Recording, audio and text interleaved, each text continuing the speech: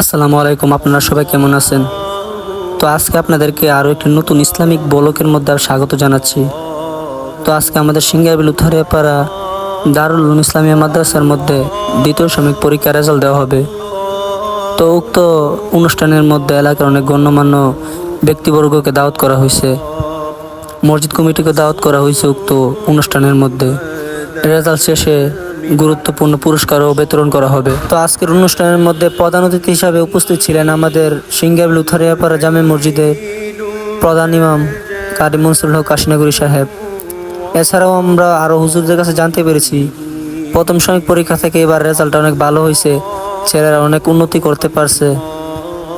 তো দোয়া করি এই মাদ্রাসা যাতে কিয়ামত পর্যন্ত আরও দূরে এগিয়ে যায়, এই মাদ্রাসা থেকে যাতে খাঁটি আল্লাহওয়ালা বের হই, দিনের খেদমত করতে পারে এমন মানুষ তৈরি হই। সকলে এই দোয়া করবেন। সবাই ভালো থাকবেন, সুস্থ থাকবেন। আসসালামু আলাইকুম।